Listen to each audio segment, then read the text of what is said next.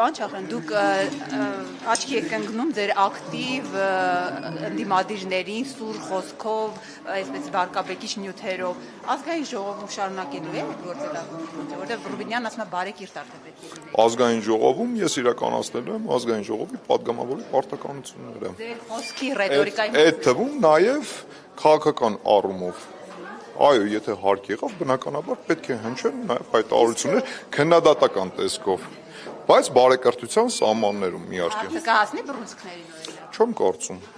Ես ինքս անձամբ դիտված չեմ դրան եւ չեմ կարծում, որ հարցը կհասնի բռունցքներին։ Իսկ այսպես ստվերային այդ ֆեյքերի փողակի հետ են ձեզ միշտ կապել, հիմա այդ տեղը թափուր եմ անում, թե էլի չեք հրաժարվելու այդ։ Ես կարծում եմ թերևս բազմիցս նաև լրագրողները դարձել են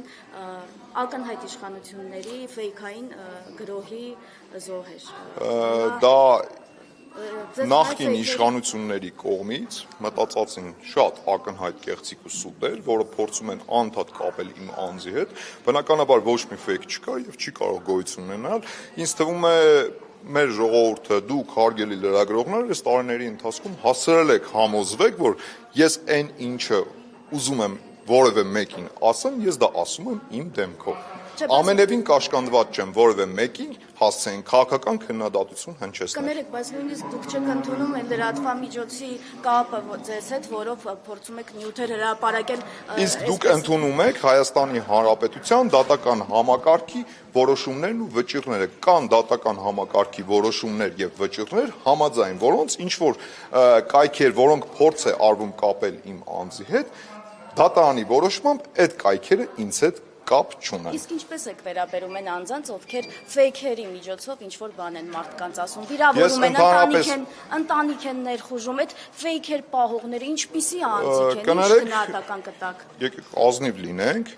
ես ինքս անձամբ բազմաթիվ անգամ ֆեյքային գրողների զոհ եմ դարձել եւ միանշանակ ես կողմ եմ նրան, որ երբ որ մարդիկ դիմացինին ինչ որ բան են ցանկանում ասել, դա պետք է անեն բացառապես իրենց դեմքով եւ իհարկե կոռեկտության սահմաններում։ Ձեր երեխայի ծնունդի հետ կապված շնորհավորանքը դարձավ այսպես քաղաքական նաեւ քննարկման թեմա։ Դրան ինչպես եք վերաբերում։ Արդյոք դա չի գալիս նաեւ ձեր այս տարիների գործունեությունից, արդյոք չի գալիս նաեւ նրանից, որ կրկնեմ, ձեզ կապում են մարդկանց երեխաներին թիրախավորելու հետ, մարդկանց կանանց թիրախավորելու հետ։ Իսկ դուք երբևիցե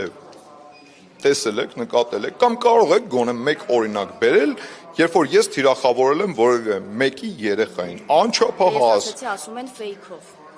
Շատ սխալ են ասում, դա ակնհայտ կեղծիք է, իսկ ինչ վերաբերում է իմ գործունեությանը, թե արդյոք դա է դարձել պատճառ։ Ոչ ընդդիմության, ոչ բարեկրթությունն է դարձել դրա պատճառը, որովհետև անչափահաս երեխային թիրախավորելը նամանավանդ նորածին, կներեք, բայց առնվազն անընդունելի է։ Ու շատ հաճախ նաև ոմանց կողմից այդ տեսակ պավազքի դրսևորումը իմ կողմից է արժանացել քննադատության։ Դուք շատ թույլ տվեք շարունակեմ։ Դուք շնորհավորել եք որևէ մեկին։ Այս տարիների ընթացքում օրինակ ձեր մեջ այդքան ուժ գտել եք, որ որևէ մեկին հրապարակային, օրինակ Նիկոլ Փաշինյանի սուր քննադատության ենթարկող մարդկանց, ձեզ սուր քննադատողներին երբևէ շնորհավորել եք։ Եղել են առիթներ, որ ցավակցել եմ ինչ-ինչ հարցերով եւ ինչու ոչ նաեւ շնորհավորել եմ։ Ինչ վերաբերում է մանկահասակ երեխաներին թիրախավորելը, այդ գործելավոճը ինձ համար անընդունելի է եւ բնականաբար դա քննադատելի է։ Անկախ նրանից, թե երեխայի ծնողները ինչ քաղաքական հայացքներ ու դրսևորումներ ունեն, երեխաները դրա համար պատասխանատու չեն կարող լինել։ Պարոն Չախրյան, ձեր եւ Արայիկ Հարությունյանի հարաբերությունները վերջին շրջանում ինչպիսին են եղել, որովհետեւ կան խոսակցություններ, որ լարվել էին եւ մասնավորապես հրաժեշտի ժամանակ Արայիկ Հարությունյանին դուք ներկա չէիք, համենայն դեպս տեսանյութերում չկար, նաեւ այն վերջին լուսանկարում դուք չկայիք, երբ Արայիկ Հարությունյանը հրապարակել էր կառավարության աշխատակազմը, այդտեղ։ Իմ եւ Արայիկ Հարությունյանի հարաբերությունները բավականին լավ են։ Մեր հարաբերություններում ոչ մի բան չի փոխվել։ 5 տարիների ընթացքում մենք շատ կառուցողական աշխատանք ենք ունեցել իրար հետ եւ այդ աշխատանքը ես ավելի քան վստահ եմ, որ մենք շարունակելու ենք ազգային ժողովում որպես ազգային ժողովի падգամավոր։ Իսկ ինչ վերաբերում է իմ այդ լուսանկարում ներկա գտնվել չգտնվելուն, ինչպես նկատեց հարգելի գործընկերները, ես որդի էի ունեցել նորածին եւ զբաղված էի այդ հարցերով։ Խունքի վարչապետի աշխատակազմից դուրս եկաք եւ Արայիկ Հարությունյանը եւ դուք տեղափոխվեցիք։ Եկեք մի պարզ բան հասկանանք։ որպեսզի որ տեղափոխվեցիք այստեղ։ Արդյոք թերացել ենք թե չէ, գիտեք, այդ հարցին ես զերծ կմնամ պատասխանելուց, այդ հարցի պատասխանը կարծում եմ պետք է տա այն մարդը,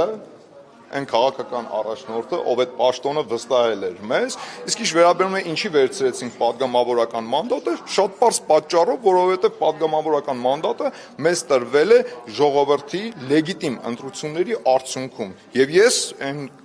այդ ամենի կողմնակիցն եմ, որ ժողովրդի լեգիտիմ ընտրությունների արդյունքում տրված քաղաքական այդ մանդատը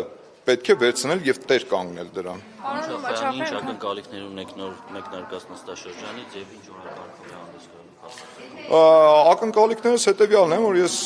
միտված եմ նրան, որ կառուցողական աշխատանք կլինի ընդդիմության եւ քաղաքացիական պայմանագիր խմբակցության միջև, Համենայն դեպս միտումս դրան է եւ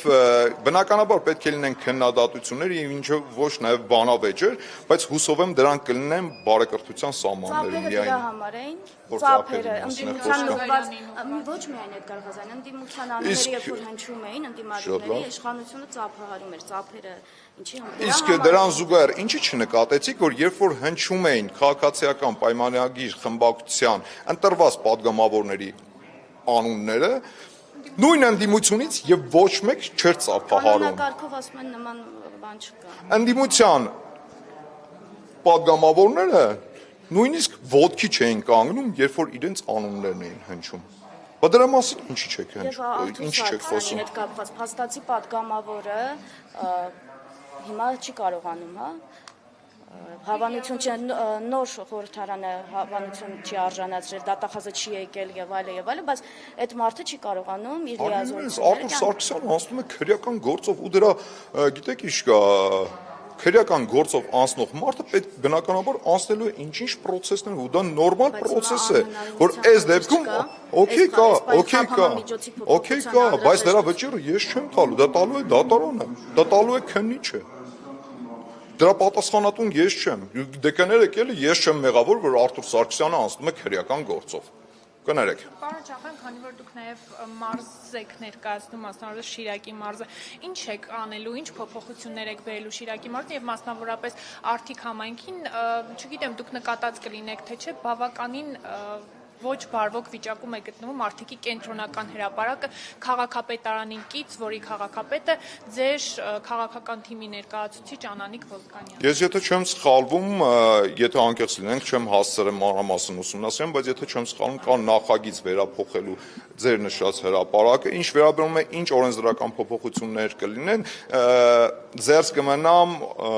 դեռ պատասխանելուց, ընթացքում կհասկանանք արդեն ինչ օրենսդրական փոփոխություններով կարելի է հանդես գալ։ Իսկ Գյումրիում արտահերթ ընտրություններ այնուամենայնիվ լինելու են, թե այդ մտքից իշխանությունը հետ է կանգնել։ Գյումրիում կա խնդիր, դա միանշանակ է, որ այդ խնդիրը պետք է լուծվի, դա էլ է միանշանակ։ Պայմանավորվել եք Վարդան ներողություն։ Այսինքն, որովհետև կներեք, բայց նախագծերը։ Իսկ դուք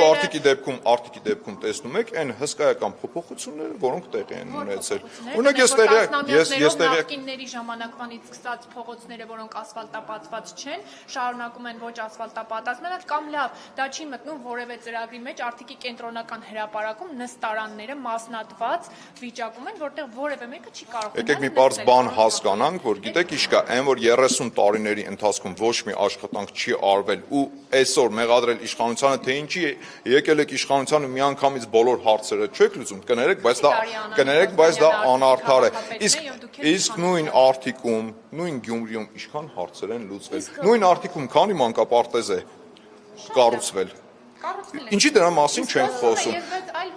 Հիմա եկեք հասկանանք, առաջնայով խնդիրներ կան։ Կառուցեցինք մանկապարտեզները, ինչքան գիտեմ հիվանդանոցը հիմնանորոգվել է, չէ՞, եթե չեմ սխալվում։ Նորն է կառուցվում, նոր դպրոց է կառուցվում։ Շատ լավ, նախկիններից որ մեկի օրոք է Արթիկ քաղաքում դպրոց կառուցվել։ Խնդրում եմ ասեք ու որ դպրոցը։ Խնդրում եմ ասեք։ Հիմնանորոգվել է նոր կյանքի միջնակարգ դպրոցը, որտեղ ես Արթիկի մասին է խոսքը։ Ես Արթիկի դպրոցում սովորել եմ։ Նոր կյանքը գտնվում է Արթիկի հիմնանորոգվել է, բայց չի կառուցվել։ Արթիկում հենց հիմա դպրոց է կառուցվում։ Արտիկում հենց հիմա դպրոց է կառուցվում։ Նախկիններից որ մեկի օրոք է արտիկում դպրոց կառուցվել։ Գիտեք ինչի չեք հիշում։ Մի բարձ պատճառը, որովհետև ոչ մեկի օրոք դպրոց չի կառուցվել։ Կներեք, բայց եղան հրապարակումներ, որ Վարդան Ղուկասյանի հետ կարծես թե իշխանությունը պայմանավորվածության է եկել։ Այս մասով ինչ կարող եք ասել։ Անլուրջ է, առնվազն անլուրջ է։ Ես գիտեք, իշք առնվազն պետք է միամիտ լինել հավատալու նրան, որ իշխանությունը կարող է գնալ ինչ-որ ստվերային պայմանավորվածությունների կոռուպցիոներ Վարդանիկի հետ։ Կներեք, բայց դա անլուրջ է, էլի։ Այսինքն ընտրությունների թեման դեռ ձեզ համար արդիական է իշխանությունների։ Իհարկե ակտուալ է։ Գյումրիում կա խնդիր եւ այդ խնդրին պետք է լուծում գտնել։ Միանշանակ է դա։ Պարոն Շախյան, քանի որ այդ բարքերից եք նաև խոսում, Հայկ Կոնջորյանի եղբոր Ավետ Կոնջորյանի դրվագով նայել է ծեծի ենթարկվել, բայց նաև ինքը ասում են վնասով է աշխատում։ Մենք տեսանք, թե ինչքան աշխատավարձ է ստանում Հայկ Կոնջորյանի։ Կներեք, բայց այդ կոռուպցիայի դեպ ես չեմ տեսնում։ Եթե օրենքով սահմանված կարգով մարդը աշխատավարձ է ստանում, ինչ կոռուպցիայի մասին է խոսքը, այլ հարց է, որ դուք արդարացի չեք համարում այն աշխատավարձի չափը, որը ինքը ստանում է, դա հարցի լրիվ այլ կողմն է, բայց կներեք, այդտեղ կոռուպցիա չկա, որովհետև մարդը ստանում է ամսական օրենքով իր համար նախատեսված աշխատավարձը։